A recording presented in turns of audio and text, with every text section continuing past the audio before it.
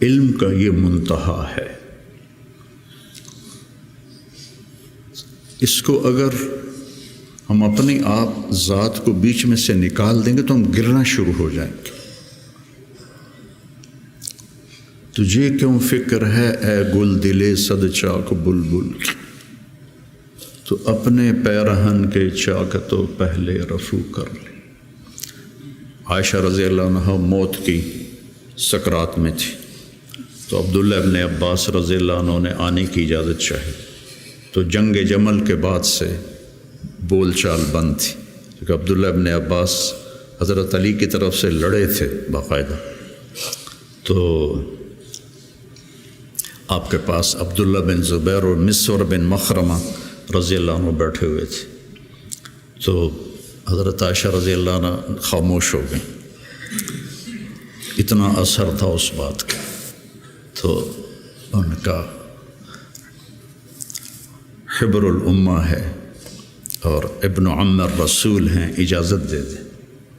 تو حضرت عائشہ روئے جا رہی تھی اور ان کی بڑی چادر آنسوں سے بھیگ چکی تھی، ساری چادر۔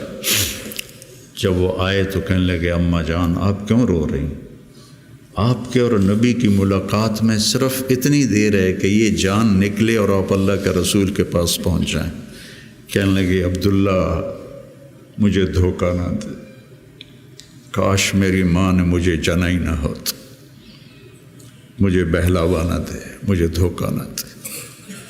اور اللہ کے نبی نے کہا تھا یا عائشہ انہو لیہون علی الموت ان اریتکی زوجتی فی الجنہ، عائشہ مجھے مرنا آسان ہو گیا ہے کہ مجھے پتہ چلا ہے تو جنت میں میری بیوی ہے۔ اور وہ رو رہی تھی۔ تو میرے عزیزو اپنی ذات کو نہ بھولو،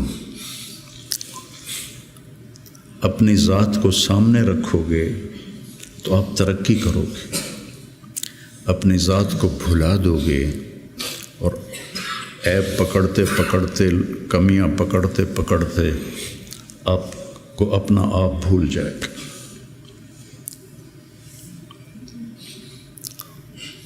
حضرت عمرو بن عاص رضی اللہ تعالیٰ عنہ موت کی کشمکش میں تھے، تو دیوار کی طرف منہ کر کے دھاڑو دھاڑ رو رہے تھے۔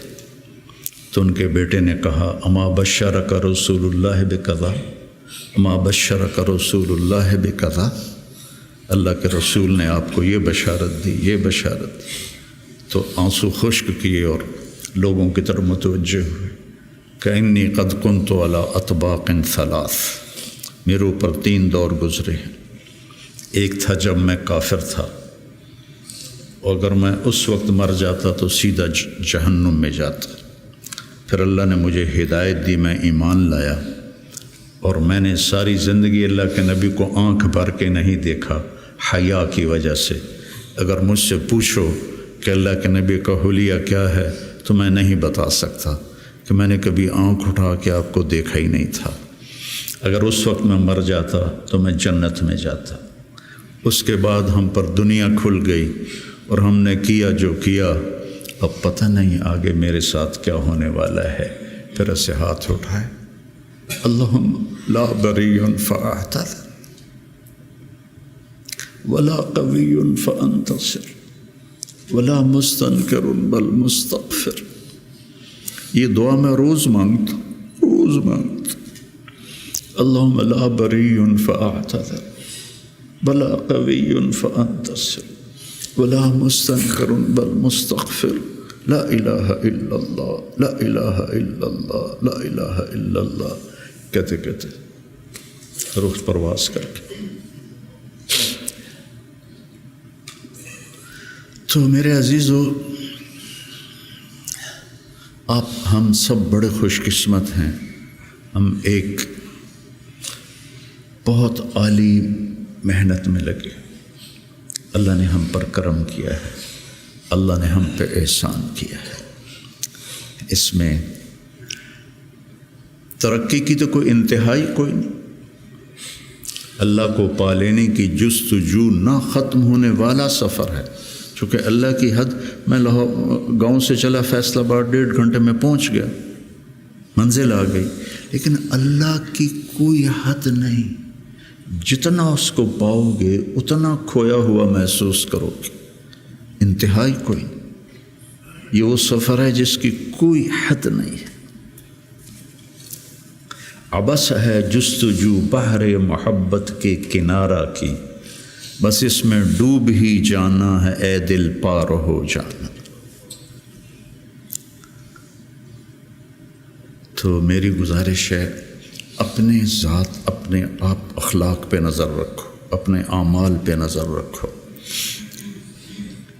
عبادت کا ذوق پیدا کرو، قرآن کا ذوق پیدا کرو۔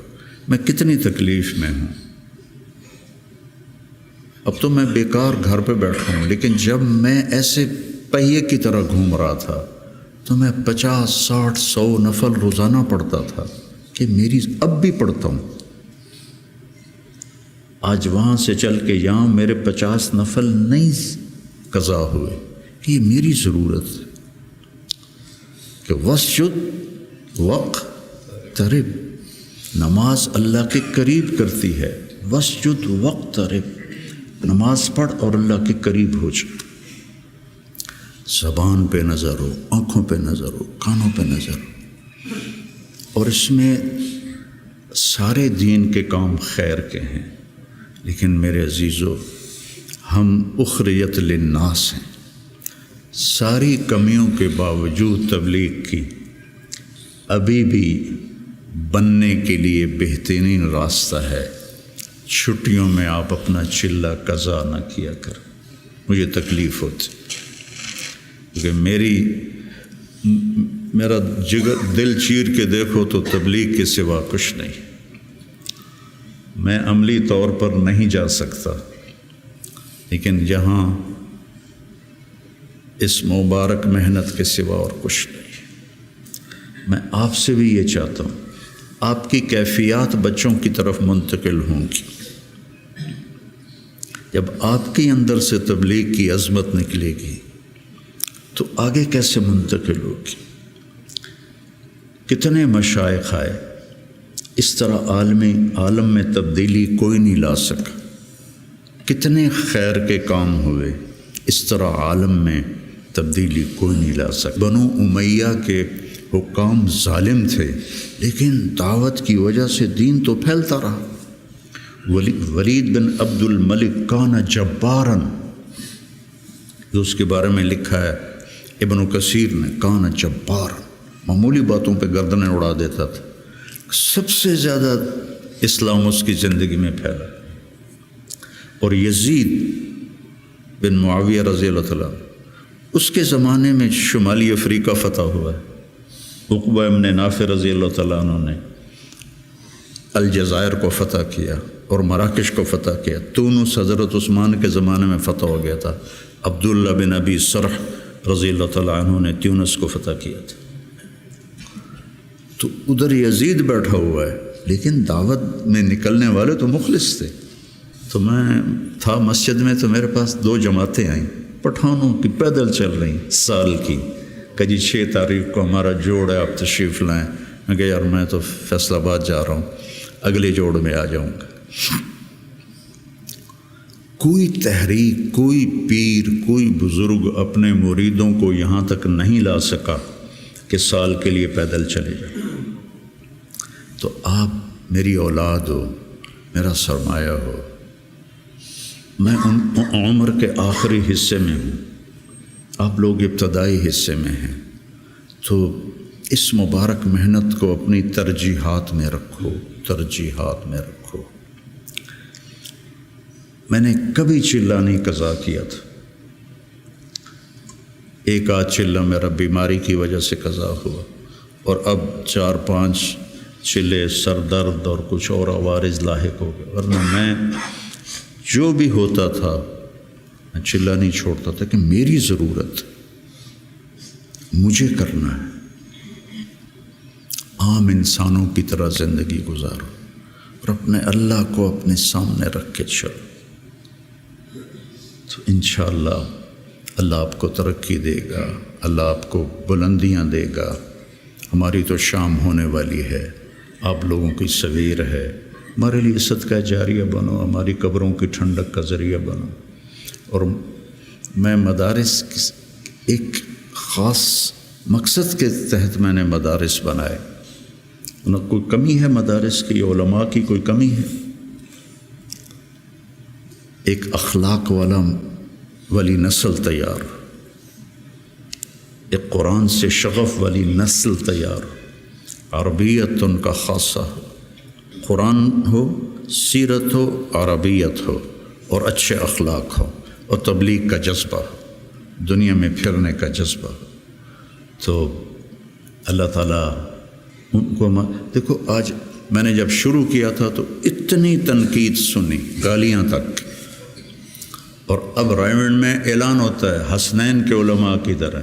یہ میرے لیے شرف ہے، حسنین کے علماء کی طرح، کتنی بڑی میرے لیے یہ اعلیٰ درجے کی بات آپ سب کے لیے۔ تو اس لیے بچوں اپنے آپ کو دیکھتے ہوئے چلو، چھٹیوں کا چلہ قضا نہ کرو۔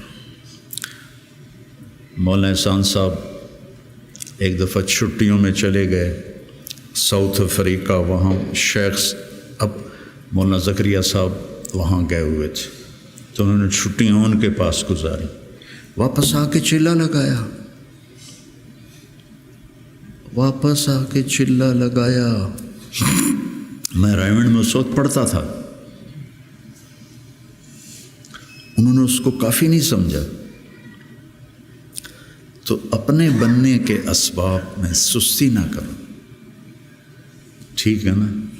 دی جا ایام کی تلخی کو بھی ہنس کے ناصر، غم کو سہنے میں بھی قدرت نے مزہ رکھا ہے۔